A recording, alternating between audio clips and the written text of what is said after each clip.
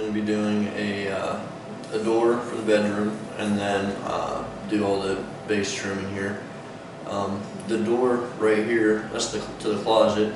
We got that at Lowe's for 20 bucks. It was like a leftover model. They're trying to get rid of it, and there's a little bit of damage, so we got a $200 door for $20. My brother doesn't care about the damage on there, so there's $180 off a door. So today I'm going to be putting a 32-inch door for the bedroom. So once I get the door in, I can go ahead and get the casing done for the two doors, and then get the base down. I think I'm going to separate the door and base trim and building in one video, and then probably do the extension jambs and the window casing in another video, just because it's a little bit more of a pain in the butt to do the extension jambs just to get the trim on, and I feel like getting something visually done in here. So if I spend all day trimming two windows versus putting a door in and getting all the base in, I'd rather see the progress.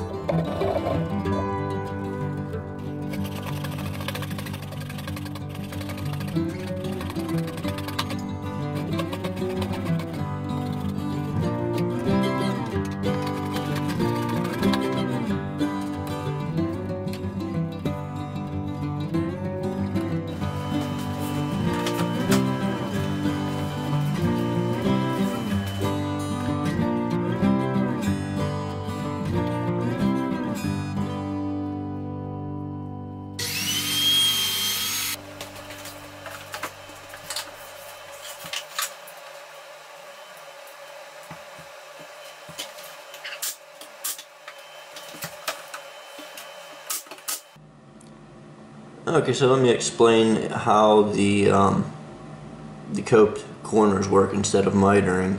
Excuse the shaky camera, I'm holding it by hand, but to make that work, well, the reason you do it is, not all houses are square, so whenever you do like this here, if you were to miter that and stick it in a corner that's out of square, you're always going to have a gap. Where if you cope it, which you basically just cut along the line, if your corner is slightly out of square, it still looks like it's all tight. So the trick with cutting this is, I always flip it upside down. I cheat so I don't have to do this all by hand. I'll put it about a 5-degree bevel, so I'm not cutting it perfect, so perfectly square. If you look at it, you'll see it's cut slightly back. That way, if it's out of square, the back of this doesn't hit first. But once you get that far, all you do is you take your saw and just trace around with the paint line here, and that is the perfect profile for sliding them together like a puzzle piece.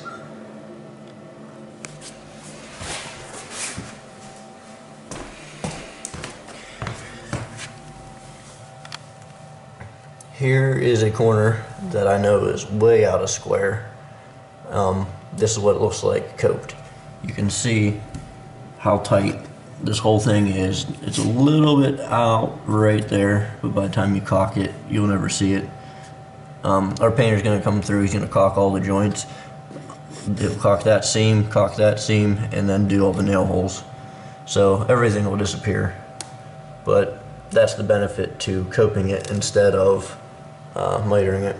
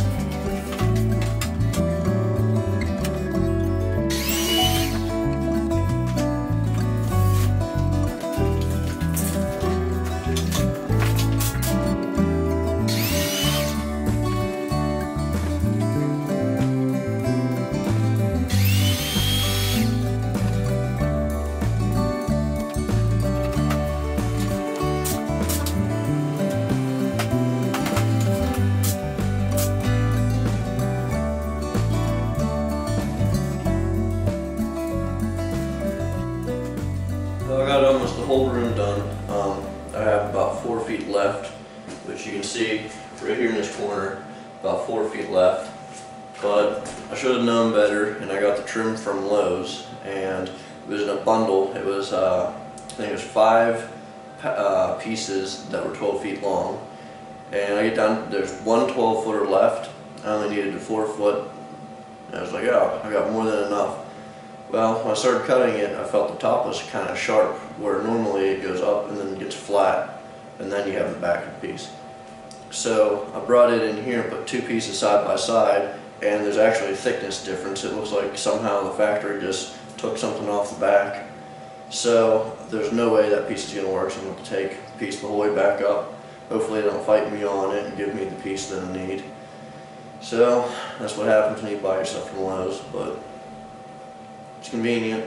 Bought it on a weekend and it was after hours, so couldn't get it anywhere else. If you look at this piece here, this piece comes to a complete point. That's the bad piece. The piece that's like this is what it's supposed to be. It comes over, gets flat, and then you have the back. So even if I hold the two pieces, I don't know if you can tell on the camera, but I don't know if you can see that difference in height there. Absolutely no way I'm going to be able to shiplap that with that 1/16 to an 1/8 inch step in trim. Hopefully the camera picked it up.